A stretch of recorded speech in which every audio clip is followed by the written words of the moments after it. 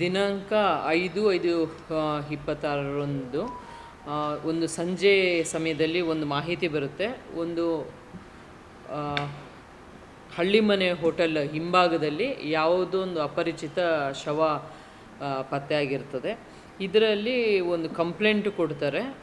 Complaint ಕೊಟ್ಟಾಗ ಅದು crime number 85/26 ಪ್ರಕರಣ ದಾಖಲು ಮಾಡಿಕೊಂಡು ಅದು ಪತ್ತೆ ಹಚ್ಚಲಾಗುತ್ತೆ. ಆವಾಗ ಗೊತ್ತಾಗುತ್ತೆ ಡೆತ್ ಆಗಿರೋರ ಹೆಸರು ಸಾಹಿಲ್ ಅಂತ ಹೇಳಿಬಿಟ್ಟು. ಇವರು ಮೈಸೂರಿನವರು ಅಂತ ತಿಳಿದು ಬಂದಿರುತ್ತೆ. ಇದು ತನಿಖಾ ತಂಡವನ್ನು ರಚಿಸಿ ಇದು ಪತ್ತೆ ಆಗುತ್ತೆ. ಪ್ರಕರಣ ಪತ್ತೆ ಆದಾಗ ಇದು ತಿಳಿದು ಬರ್ತದೆ ಮರ್ಡರ್ ಮಾಡಿರೋರು ಸುಹೇಲ್ ಅಂತ ಹೇಳಿ. ಸುಹೇಲ್ ಅವರಿಗೆ ಏನು ಅಂದರೆ ಇವ್ರಿಗೆ ಸಾಹಿಲ್ ಅವ್ರ ಮೇಲೆ ಒಂದು ಸುಮಾರು 6 ಪ್ರಕರಣಗಳಿರುತ್ತೆ. ಅವರು ಸುಹೇಲ್ ಅವ್ರಿಗೆ ಮತ್ತು ಬೇರೆ ಎಲ್ಲರಿಗೂ ಸಹ ತೊಂದರೆ ಕೊಡ್ತಾ ಇರ್ತಾರೆ. ಹಫ್ತಾ ವಸೂಲಿ ಮಾಡೋದು ಆ ಥರ ಎಲ್ಲ ತೊಂದರೆ ಕೊಡ್ತಾ ಇರ್ತಾರೆ ಅಂತ ತಿಳಿದು ಬರ್ತದೆ. ಸುಹೇಲ್ ಅವ್ರಿಗೂ ಸಹ ಅವರು ಪ್ರಾಣ ಬೆದರಿಕೆಯನ್ನು ಹಾಕಿರ್ತಾರೆ ಸಾಹಿಲ್. ಈ ಒಂದು ವಿಚಾರನ ಸುಹೇಲ್ ಅವರು ಒಂದು ಫ್ರೂಟ್ ಅಫ್ಸರ್ ಅಂತ ಹೇಳ್ಬಿಟ್ಟು ಒಬ್ಬರ ಕಡೆ ಶೇರ್ ಮಾಡ್ತಾರೆ. ಆಗ ಫ್ರೂಟ್ ಅಫ್ಸರ್ ಅವರು ಹೇಳ್ತಾರೆ ನನಗೂ ಸಹ 10 ಲಕ್ಷ ಡಿಮ್ಯಾಂಡ್ ಮಾಡಿದ್ನು. ಇವರು ನಮ್ಮ ಅಣ್ಣನಿಗೆ ನಾಜೀರ್ ಅನ್ನೋರು ಒಂದು 24 ಲಕ್ಷ ಸಾಲ ಮಾಡಿರ್ತಾರೆ. 24 ಲಕ್ಷ ಸಾಲ ಮಾಡಿದಾಗ ಆ ಸಾಲ ವಸೂಲಿ ಮಾಡಬೇಕಂತನೂ ಈ ಸಾಹಿಲ್ ಅವರು ಟ್ರೈ ಮಾಡಿರ್ತಾರೆ. ಅದರಿಂದ ಫ್ರೂಟ್ ಅಫ್ಸರ್ ಅವ್ರಿಗೂ ಸಹ ಅವ್ರ ಮೇಲೆ ವೈಷಮ್ಯ ಇರ್ತದೆ. ಆವಾಗ ಸಾಹಿಲ್ ಅವರು ಎಕ್ಸ್ಪ್ರೆಸ್ ಮಾಡ್ತಾರೆ ನಾನು ಅವ್ರನ್ನ ಮರ್ಡರ್ ಮಾಡಿಬಿಡ್ತೀನಂತ. ಆಗ ಫ್ರೂಟ್ ಅಫ್ಸರ್ ಅವರು ತಿಳಿಸ್ತಾರೆ ಆಯಿತು ನೀನು ಮಾಡು, ಅದು ಏನಾದ್ರು ಇದ್ದರೆ ಕೋರ್ಟ್ದು ಎಲ್ಲ ನಾನು ನೋಡ್ಕೊಳ್ತೀನಿ ಅಂತ ಹೇಳ್ತಾರೆ. ಆಗ ಸುಹೇಲ್ ಏನು ಮಾಡ್ತಾರೆ, ಅವನು ಅವರ ಸ್ನೇಹಿತರಾದ ಮುಜಾಹಿದ್ ಖಾನ್, ಮೊಹಮ್ಮದ್ ಹಜರ್, ಯಾಸೀನ್ ಶರೀಫ್ ಮತ್ತು ಮುದಾಸಿರ್ ಅವ್ರನ್ನ ಕರ್ಕೊಂಡು ಬರ್ತಾರೆ. ಕರ್ಕೊಂಡು ಅವರು ಫಸ್ಟು ಚರ್ಚೆ ಮಾಡ್ತಾರೆ ಈ ಥರ ಒಂದು ಮರ್ಡ್ರ್ ಮಾಡಬೇಕಂತ ಹೇಳ್ಬಿಟ್ಟು. ಮರ್ಡ್ರ್ ಮಾಡ್ಬೇಕಂತ ಡಿಸೈಡ್ ಮಾಡಿದ್ಮೇಲೆ ಸುಹೇಲ್ ಅವರು ಬೈಕ್ ರೈಡ್ ಮಾಡ್ತಾರೆ. ಸಾಹಿಲ್ನ ಹಿಂದೆಗಡೆ ಕುಣಿಸ್ಕೊತಾರೆ, ಯಾರು ಡೆತ್ ಆಗಿದಾರೋ ಹಿಂದೆ ಕುಣಿಸ್ಕೊತಾರೆ. ಮುಜಾಹಿದ್ ಅವರು ಇನ್ನೊಂದು ಬೈಕ್ ಮೇಲೆ ಕೂತ್ಕೊಳ್ತಾರೆ. ಇನ್ನು 3 ಜನ ಅಂದರೆ ಮೊಹಮ್ಮದ್ ಹಜಾರು, ಯಾಸೀನ್ ಶರೀಫು ಮತ್ತು ಮುದಾಸಿರ್ ಅವರು ಈ ಹಳ್ಳಿ ಮನೆ ಹತ್ರ ವೆಯ್ಟ್ ಮಾಡ್ತಾರೆ. ಯಾರಾದರೂ ಬಂದರೆ ನೋಡ್ಕೊಳ್ಳಿಕ್ಕೆ ವೆಯ್ಟ್ ಮಾಡ್ತಾರೆ. ಇವರು 3 ಜನ ಹಿಂದೆಗಡೆ ಬ್ಯಾಕ್ ಸೈಡ್, ಏನು ಹಳ್ಳಿ ಮನೆ ಬ್ಯಾಕ್ ಸೈಡ್ ಇದೆ ಒಂದು ನಾಲೆ ಹತ್ರ, ಅಲ್ಲಿಗೆ ಹೋಗ್ತಾರೆ.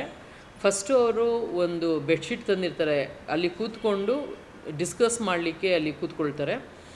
ತದನಂತರ ಯಾರು ಸಾಹಿಲ್ ಡಿಸೀಸ್ಡ್ ಇದ್ದಾರೆ, ಸತ್ತಿದ್ದಾರೆ, ಅವರು ಒಂದು ಇವ್ರಿಗೆ ಚುಚ್ಚಲಿಕ್ಕೆ ಒಂದು ಚಾಕುನ ತೆಗಿತಾರೆ. ಆ ಸಮಯದಲ್ಲಿ ಅವ್ರಿಗಿಂತ ಮುಂಚೆನೇ ಇವರೇ ಅಟ್ಯಾಕ್ ಮಾಡಿ ಅವ್ರನ್ನ ಮರ್ಡರ್ ಮಾಡಿರ್ತಾರಂತ ತಿಳಿದು ಬರ್ತದೆ. ತದನಂತರ ಇನ್ಸಿಡೆಂಟ್ ಎಲ್ಲ ಆದಮೇಲೆ ಇವರು ಮತ್ತೆ ವಾಪಸ್ಸು ಮೈಸೂರು ಕಡೆಗೆ ಹೋಗ್ತಾರೆ.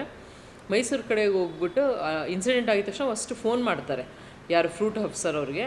ಫೋನ್ ಮಾಡಿದಾಗ ಅವರು ಹಿಂಗೆ ಮರ್ಡ್ರ್ ಮಾಡಿದ್ದೀನಿ ಅಂತ ತಿಳಿಸ್ತಿದ್ದಂಗೆ ಅವ್ರು ಫೋನ್ ಕಟ್ ಮಾಡಿ ಸ್ವಿಚ್ ಆಫ್ ಮಾಡಿಬಿಡ್ತಾರೆ.